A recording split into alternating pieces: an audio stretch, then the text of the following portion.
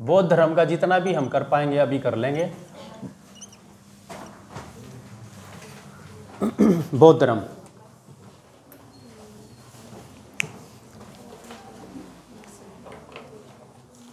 बौद्ध धर्म को ध्यान रखने के लिए हम 4-5 चीज़ें पढ़ेंगे, 6 हेडिंग बनाएंगे, हम उन 6 हेडिंगों पर काम करेंगे और उसमें पूरा का पूरा बौद्ध धर्म हमारा कवर हो जाएगा। पहला काम करना हमने महात्मा बुद्ध पर। एक हेडिंग है हमारी ये महात्मा बुद्ध। हमने महात्मा बुद्ध के जीवन के बारे में ही पढ़ना है, ठीक है, कि वो क्या थे, कैसे थे, क्या परिवार था, क्या नहीं। दूसरी है, ठीक है, बौद्ध धर्म की शिक्षाएं या सिद्धांत कह दो, ठीक है, 2। तीसरा है बौद्ध साहित्य, बौद्ध धर्म का साहित्य। नंबर 4 है बौद्ध धर्म के संप्रदाय व इसकी महासभाएं, बौद्ध धर्म के संप्रदाय और इसकी महासभाएं। और 5वां है बौद्ध स्थापत्य, मतलब इसका आर्ट एंड कल्चर, ठीक है, बौद्ध स्थापत्य, ठीक है, इसकी जो संरचनाएं हैं, इसकी कला है, ठीक है, वो चीज़ें। और लास्ट में हम कुछ थोड़े बहुत अलग से कुछ क्वेश्चन हैं, अन्य तथ्य, ये करेंगे हम, कुछ इसके अलग से क्वेश्चन है वे करेंगे, ठीक है, ये चीज़ें पढ़नी हमने। अब अगर महात्मा बुद्ध के बारे में बात करें, ठीक है, यहाँ से शुरू करते हैं भाई। महात्मा बुद्ध, महात्मा बुद्ध का जन्म कब होया? 563 ईसा पूर्व। कहाँ पर होया? लुम्बिनी। और लुम्बिनी कहाँ पर है? नेपाल में, ठीक है, लुम्बिनी नेपाल में। दूसरा है, इसके पिता का नाम क्या है? पिता सुधोधन। और इनकी माँ का नाम, माता का नाम है महामाया। महामाया। इनका पालन पोषण किसने करा? मौसी, ठीक है, इनकी मौसी है गौतमी। गौतमी प्रजापति, गौतमी, इसके नाम पर ही महात्मा बुद्ध का नाम क्या है? गौतम बुद्ध, ठीक है। इनकी पत्नी का नाम क्या है?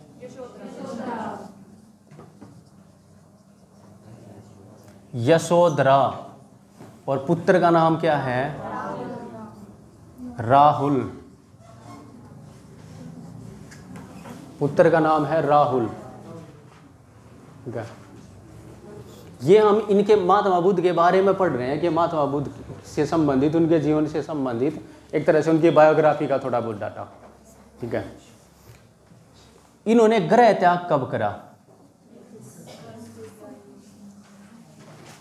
29 वर्ष की उम्र में, ठीक है, 29 वर्ष की आयु में इन्होंने घर छोड़ दिया। घर छोड़ने के पीछे कारण क्या था? मतलब इनका मन सन्यास की तरफ क्यों गया? ठीक है, इसके सन्यास की तरफ गया ये 4 जो हैं, ठीक है, 4 दृश्य, ये 4 दृश्य देखे इन्होंने, जिसकी वजह से इनका, ठीक है, मन सन्यास की तरफ हो गया, ठीक है। वो दृश्य कौन कौन से हैं? नंबर 1 वृद्ध, नंबर 2 बीमार, नंबर 3 मृत, और 4 सन्यासी। ये दृश्य देखे महात्मा बुद्ध का मन, ठीक है, जीवन से उब गया कि भाई ये क्या, ठीक है। इन्होंने वृद्ध देखा, ठीक है, क्योंकि आज से पहले ये कभी गया नहीं था बाहर, ठीक है, घर के महल के अंदर ही अंदर रहता था। तो जब महल के बाहर गया तो इनको वृद्ध दिखाई दिया, तो पता लगा कि भाई ये क्या चीज़ है, ठीक है। फिर बीमार देखा, क्योंकि कभी बीमारी फेस नहीं करी, ये क्या समस्या है। मृत देखा, ये क्या हो गया है, ठीक है।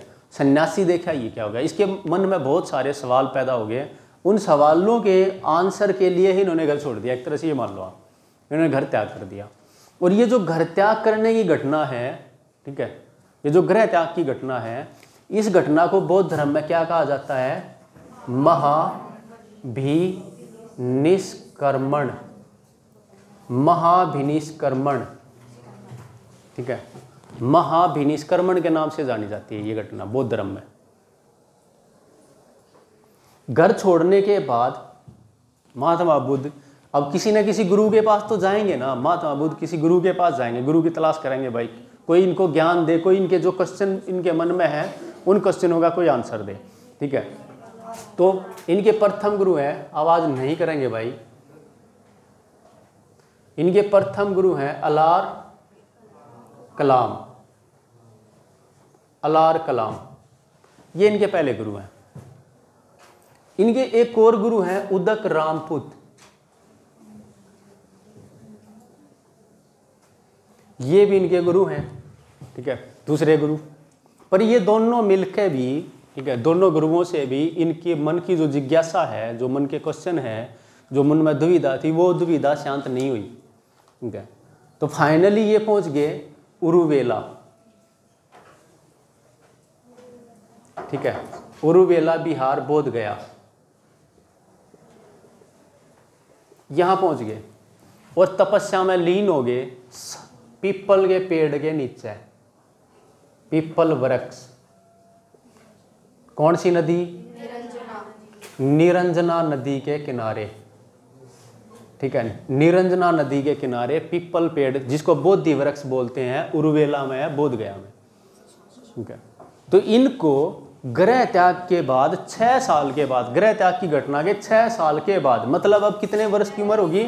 ठीक है, 35 वर्ष की उम्र में, ठीक है, ज्ञान प्राप्ति होगी, ज्ञान प्राप्ति 35 वर्ष की उम्र में। कहाँ पर हुई ज्ञान की प्राप्ति? बोध गया में। बोध गया में उरुवेला, कौन सा वृक्ष माना जाता है? बोधि वृक्ष, पीपल वृक्ष। कौन सी नदी है? निरंजना नदी। यहाँ पे इनको ज्ञान प्राप्त हो गया। अब उरुवेला से जब इनको ज्ञान मिला, ठीक है, तो अभी ये कहलाए बुद्ध, ठीक है, ये हो गए बुद्ध हो गए अभी, तथागत बुद्ध, ठीक है। इनके दूसरे जो नाम हैं, 2-3 नाम भी हैं, ये नाम भी लिख लेंगे हम, ठीक है, सारे के सारे। बुद्ध भी नाम है इनका, ठीक है, इनका नाम एक तथागत भी है, तथागत भी इन्हीं का नाम है, गौतम भी इन्हीं का नाम है, ठीक है, सिद्धार्थ भी इनका नाम है,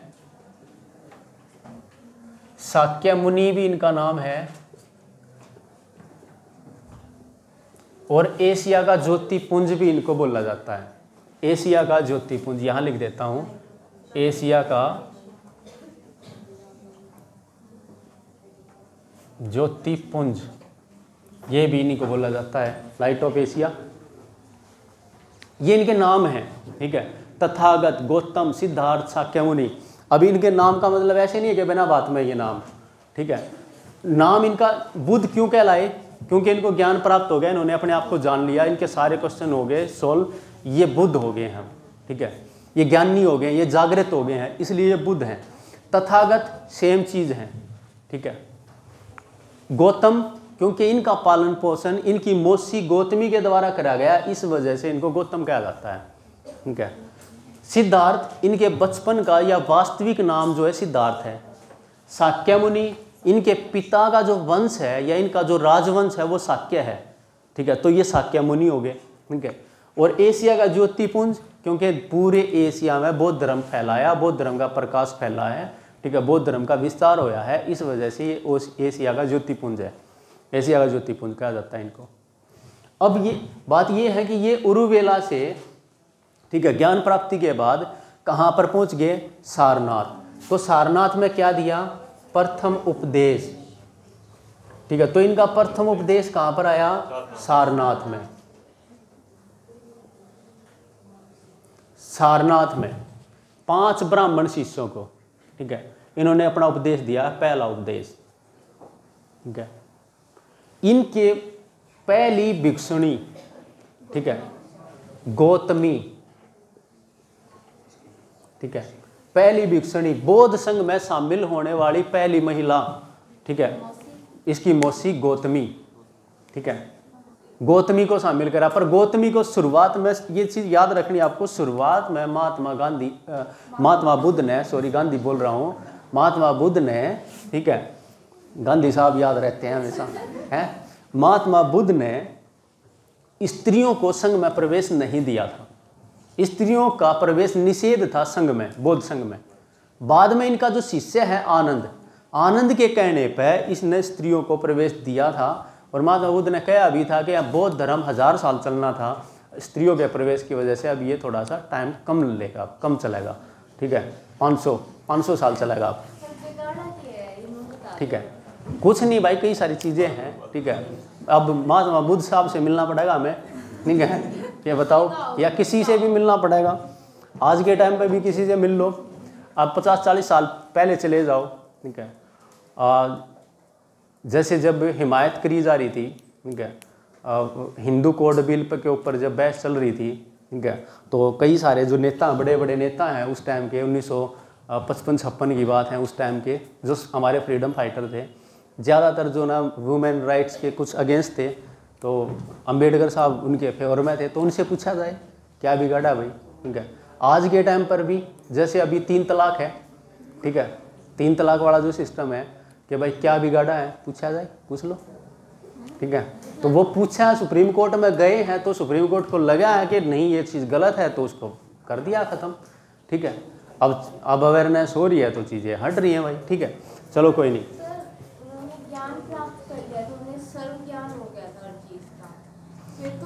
रुको, कई बातें, रुको 1 मिनट। उनको ज्ञान होया था, उसके फॉलोवर को थोड़ी ना ज्ञान होया था।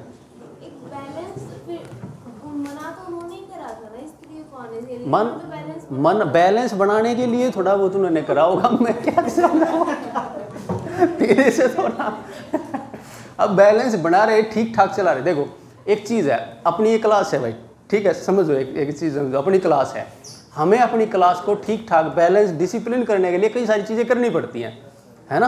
अब इस चीज़ को ना, या तो ये कह दो कि सिस्टम बायस्ड हो गया है, ठीक है, या आप ये कह दो जी ये तो भेदभाव हो रहा है, एक आध स्टूडेंट को धमकाना भी पड़ता है, एक आध को क्लास से बाहर भी करना पड़ता है, एक आध जो निकम्मा सा है और भी ज़्यादा उसके एडमिशन को ही मना करना पड़ता है, नहीं लेंगे, तो इसको क्या करोगे आप। या फिर ये भी होगा कि एक आध अच्छे बच्चे को, कि भाई अच्छा बच्चा ज़्यादा ही अच्छा बच्चा है, ठीक है, उसको निकम्मों में ना आए वो, ठीक है, जैसे ये शैतान है कि ये कभी बिगड़ ना जाए, ठीक है, माहौल थोड़ा सा सिस्टम ना आ जाए, कई सारी चीज़ें हैं भाई। अब बुद्ध साहब के पास ही जाना पड़ेगा, ठीक है, चलो छोड़ दो तुम। तो क्या है, गौतमी बन गई है, ठीक है, इनकी पहली भिक्षुणी, बौद्ध संघ में शामिल होने वाली पहली महिला, ठीक है। पहला उपदेश हो गया है इनका, पहला उपदेश हो गया कहाँ पर, सारनाथ में, 5 ब्राह्मण शिष्यों को, ठीक है, 5 ब्राह्मण। इनका अंतिम उपदेश, ठीक है, अंतिम उपदेश, प्रथम है तो अंतिम भी रहेगा कुछ ना कुछ है। समुच्च क्या है, समुच्च, ठीक है, कहाँ पे, कुशीनगर में, कुशीनगर में इन्होंने अपना अंतिम उपदेश दिया भाई, ठीक है, समुच्च को, ठीक है, इनका ये अंतिम उपदेश है। तो अंतिम उपदेश, इनकी मृत्यु हुई है 400, मृत्यु या निर्वाण प्राप्त होया है इनको 483 BC में, कहाँ पे, कुशीनगर में ही इनको निर्वाण प्राप्त होया, कुशीनगर में ही, ठीक है, कुशीनगर में ही इनको निर्वाण प्राप्त होया। कितने वर्ष की उम्र में, 80 वर्ष, 63 में पैदा हुआ था, ये घटेंगे, है ना, लिखा कहाँ पर हमने, ये लिखा है यहाँ पे, ठीक है, ये घटते चले जाएंगे, 83 में इनकी मृत्यु हो गई है, ठीक है। इनके जो प्रिय शिष्य हैं, जो प्रिय शिष्य रहे हैं 2, उपाली और आनंद है, ठीक है, प्रिय शिष्य, एक है उपाली और दूसरे हैं आनंद, प्रमुख है, उससे ही प्रमुख है आनंद, ठीक है, ये प्रिय शिष्य हैं, इनके प्रिय शिष्य रहे हैं। इनकी मृत्यु के पश्चात, ठीक है, महात्मा बुद्ध की मृत्यु के पश्चात इनके जो अवशेष हैं उनको 8 भागों में विभाजित करके अलग अलग स्थानों पर स्तूपों में रखवा दिया गया था, ठीक है, 8 भागों में। अब मैं ये नहीं कह रहा हूँ कि इनके शरीर को टुकड़े करे गए थे, ऐसा नहीं है, अवशेष, इनके द्वारा इस्तेमाल करी गई चीज़ें या इनके शरीर का कुछ हिस्सा जैसे कोई दांत हो सकता है, कोई बाल हो सकते हैं, वस्त्र हैं, इनके जो अवशेष हैं उनको 8 अलग अलग भागों में बांटा और अलग अलग जगहों पर स्तूपों में रखवाया गया था। ठीक है, ये क्या पढ़ा हमने? ये पढ़ा हमने महात्मा बुद्ध से संबंधित कुछ इंपॉर्टेंट फैक्ट्स। ठीक है, जो ज़्यादातर लगभग सारे इंपॉर्टेंट है। ठीक है, सारे इंपॉर्टेंट है। ठीक है, रह जाएंगे याद, रह सकते हैं याद। अब एक चीज़ और पढ़ लें, इनकी शिक्षाएं वगैरह पढ़ रहे हैं।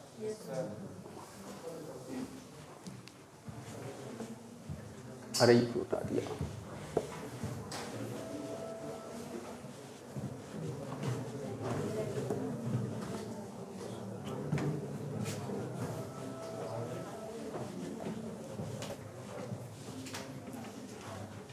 दूसरी क्लास में हम ये ख़त्म कर चुके हैं, अब आप सोच लो।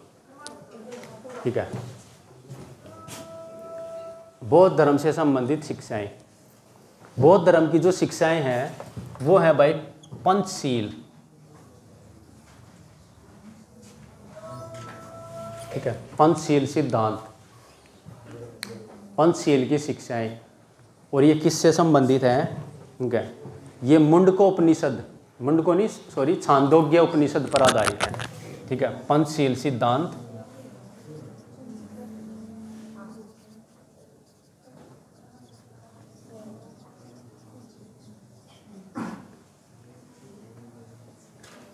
इन पंचशील सिद्धांतों का इनका आधार क्या है? छांदोग्य उपनिषद। ये 5 शिक्षाएं हैं, एक तरह से ये 5 शिक्षाएं हैं। ठीक है, नंबर 1, ठीक है, हिंसा ना करना।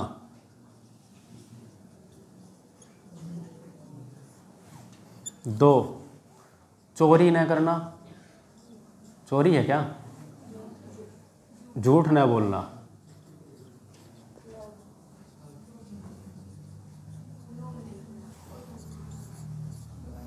2, दुराचार या व्यभिचार ना करना। 3,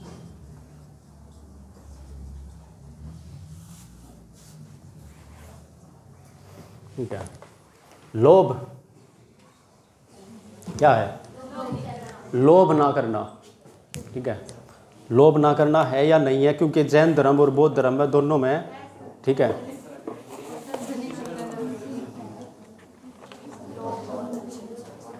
झूठ ना बोलना, नशा ना करना, चोरी ना करना, ये है।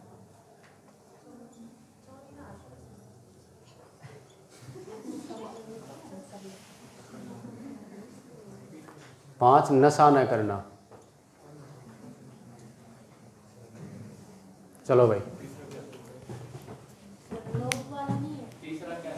अभी बता रहा हूँ, सारे बता रहा हूँ, लिख लो इनको। ठीक है, बहस नहीं करनी है, हिंसा नहीं करनी है, ठीक है, झूठ नहीं बोलनी है, व्यभिचार या दुराचार नहीं करना है, ठीक है, चोरी नहीं करनी है और नशा नहीं करना है। ये 5 सिद्धांत हैं, ठीक है, बौद्ध धर्म के। जिस तरीके से हमने जैन धर्म में त्रिरत्न पढ़े हैं, उसी तरीके से बौद्ध धर्म में भी त्रिरत्न है।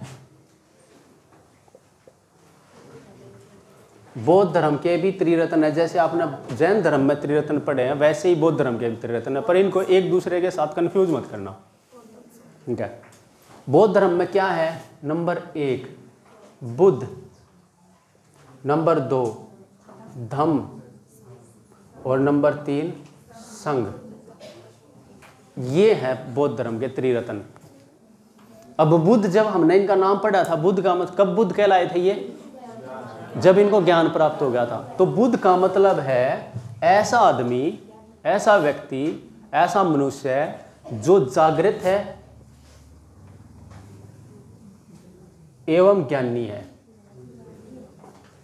जागृत एवं ज्ञानी मनुष्य।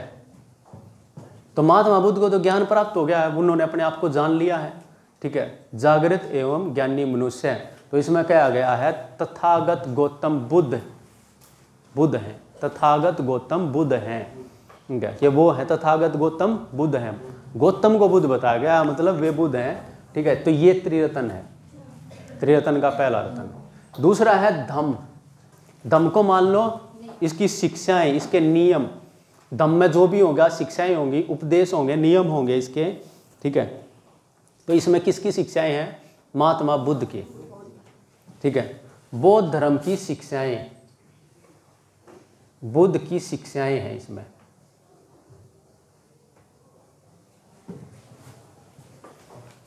और संघ का मतलब क्या? संघ, संघ एक तरह से पार्टी से समझ लो, ठीक है।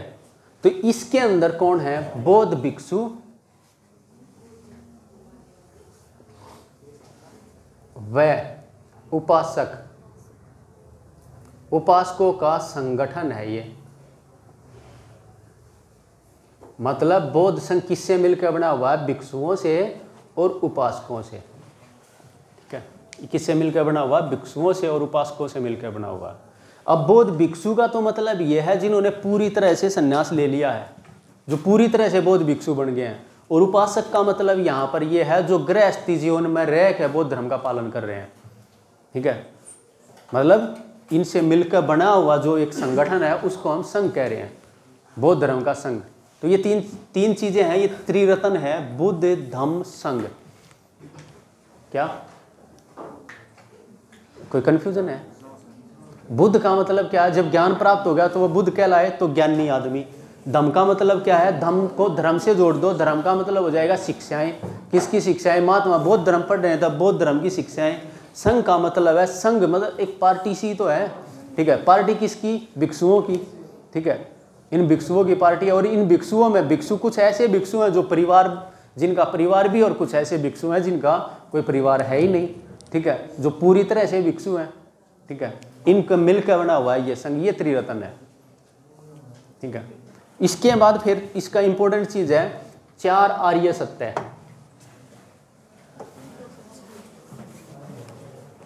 ये लास्ट है, इसके बाद हम खत्म कर रहे हैं भाई, ठीक है। 3, ये दूसरा था, ये पहला था। 4 आर्य सत्य।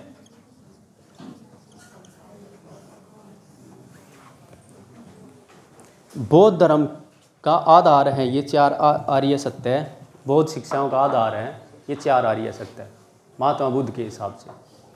नंबर 1 दुख, नंबर 2 दुख समुदय, जैसे लिखा है लिख लो, फिर समझाते हैं इनको। नंबर 3 दुख निरोध, और नंबर 4, ठीक है, अष्टांगिक मार्ग या मध्यम मार्ग, ठीक है। अष्टांगिक मार्ग कह दो, मध्यम मार्ग कह दो, ठीक है, एक ही बात है। या खाली मार्ग भी लिख दोगे तो भी बात चल जाएगी। क्या है? महात्मा बुद्ध कह रहे हैं कि संसार में दुख है, संसार दुख में है, संसार में दुख है, मतलब दुख है, संसार में दुख है। दूसरा कह रहे हैं कि दुख समुदाय दुखों के कारण है, ठीक है। क्या कारण है दुखों का? इच्छाएं। मनुष्य की जो इच्छाएं हैं वे दुखों का कारण है। दुखों का निरोध है, दुखों से छुटकारा पाया जा सकता है इच्छाओं पर कंट्रोल करके, इच्छाओं पर रोक लगा के।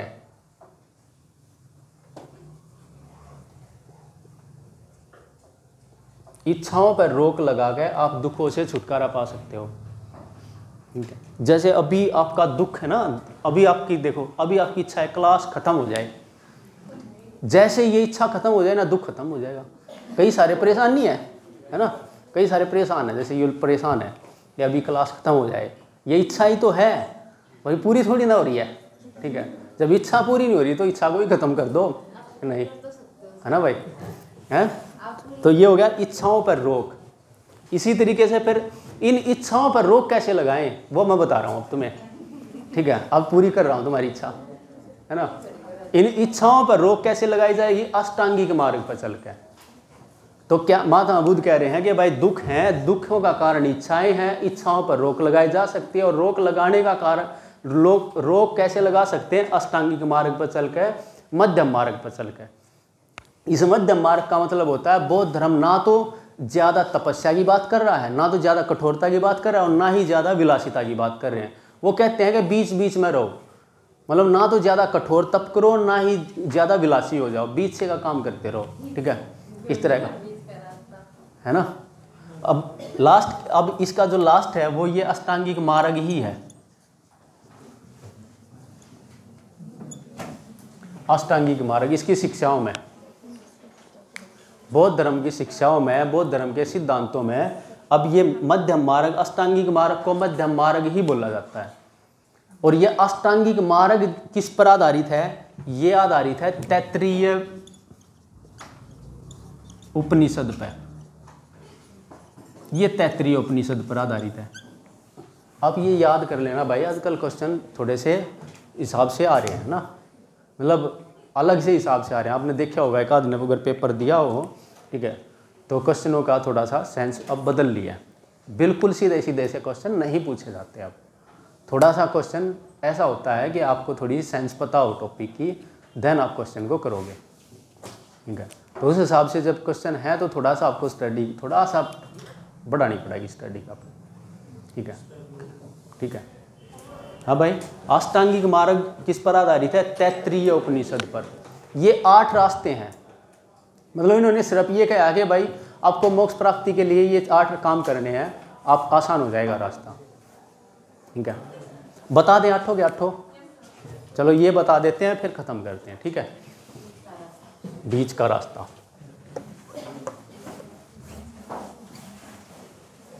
तो अष्टांगिक मार्ग में पहला है, ये वही है भाई, नंबर 1 सम्यक दृष्टि,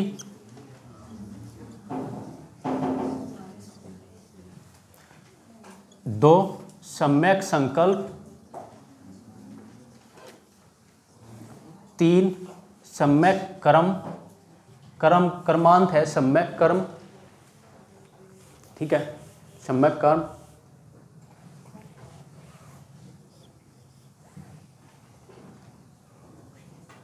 सम्यक व्यायाम,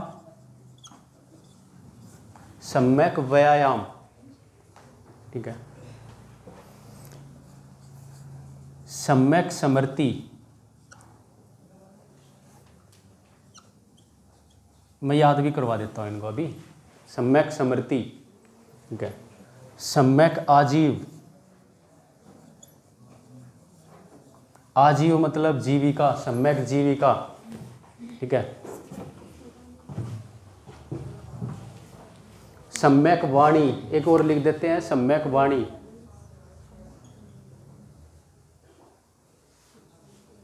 और लास्ट है सम्यक समाधि। ये है भाई सम्यक समाधि।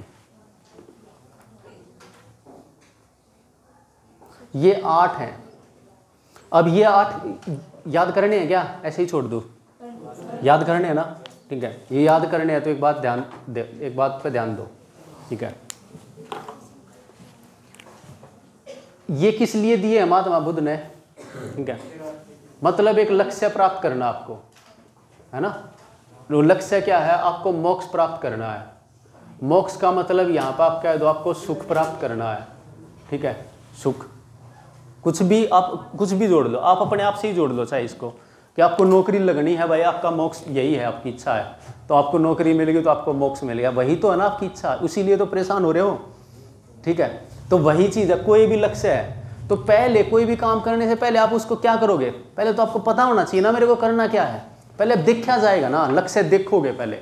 तो सबसे पहले हमने देखा सम्यक दृष्टि, सत्य दृष्टि, पहले हमने देखा उसको, लक्ष्य देखा, डिसाइड करा, फिर देखने के बाद आपने डिसाइड कर लिया कि मेरे को तो ये नौकरी चाहिए, ठीक है। आपने सोचा, आपने ये देखा कि भाई मेरे को तो इतनी सारी जॉब्स हैं, उनमें से मेरे को ये जॉब चाहिए, ठीक है।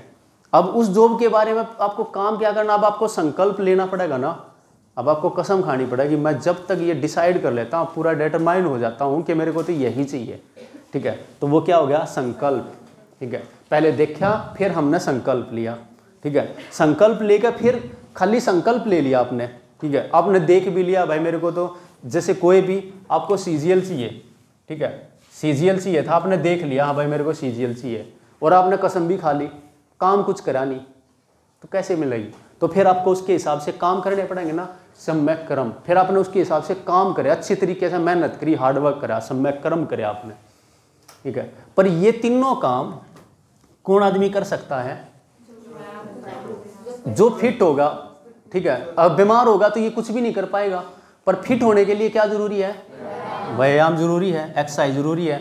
तो व्यायाम करा हमने, जैसे ही हमने व्यायाम कर लिया, जब व्यायाम आदमी करेगा तो हेल्दी हो गया, और स्वस्थ शरीर में स्वस्थ दिमाग रहता है, और दिमाग जब स्वस्थ होगा तो उसकी स्मृति, उसकी याददाश्त अच्छी रहेगी, तो सम्यक स्मृति, ठीक है, सम्यक स्मृति होगी। जब स्मृति आपकी अच्छी होगी, जब आपकी याददाश्त अच्छी होगी, आपने जो भी क्लास यहाँ पर पढ़ी वो याद होगी आपके, ठीक है, जो भी आपने पढ़ा, जो भी बुक्स पढ़ी वो याद होगी आपका, तो पेपर में बढ़िया परफॉर्म करा, और आजीव मतलब आपको बढ़िया आजीविका मिल गई, आप सीजीएल पार कर गए, है ना, सीजीएल आपने कर दिया क्रॉस, लो भाई, है ना, आजीविका हो गई आपकी, सम्यक आजीविका। अब जैसे ही आजीविका लगी, अब आपके बोलने चालने का ढंग ही बदल गया, है ना, अब तो आपकी वाणी भी बहुत प्यारी होगी है? अब तो घर वाले भी आपसे अच्छे तरीके से बोलते हैं, बाहर वाले भी, और आपकी तो पूछो ही मत, ठीक है, आपके तो भाई अलग हो रहे हैं, आप बड़े प्यार से बात करते हो अब चीज़ों को, क्योंकि अब आपका जो वो था ना, टेंशन थी, जो तनाव था, वो दूर हो गया, ठीक है, तो वाणी भी अच्छी आ गई, अब सब कुछ मिल गया, तो आराम से समाधि में बैठो, हैं भाई, जब मिल गया सब कुछ तो समाधि में बैठो आराम से, समझ में आई? तो इनको हमने जब रिलेट करा तो हम ये आसान हो गए, नहीं तो सम्यक सम्यक करते रहो, ठीक है, ध्यान नहीं होंगे। तो अब हमने इनको थोड़ा सा रिलेट करके पढ़ा तो ये आसान हो गया, और लग रहा है कि ये याद हो जाएंगे, इनको एक दो बार अपने हिसाब से देखोगे तो याद हो जाएंगे। तो ये क्या है? ये महात्मा बुद्ध की शिक्षाएं हैं। इसके अलावा 2-3 पॉइंट और लिख दो और हम खत्म कर रहे हैं क्लास को। एक पॉइंट ये है, ठीक है, बौद्ध धर्म, ठीक है, क्षणिकवाद पर आधारित है।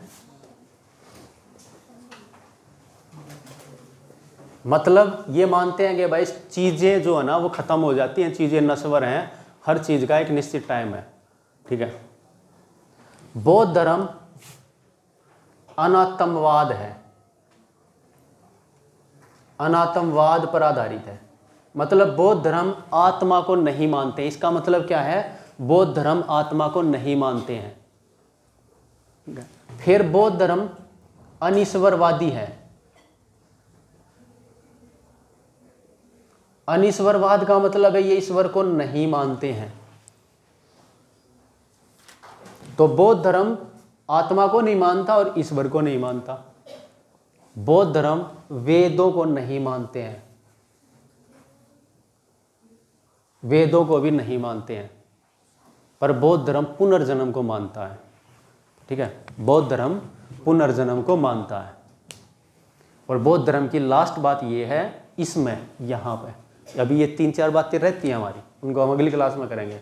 लास्ट बात ये है, बौद्ध धर्म कहता है कि आदमी की मृत्यु के बाद ही मोक्ष प्राप्ति संभव है, ठीक है।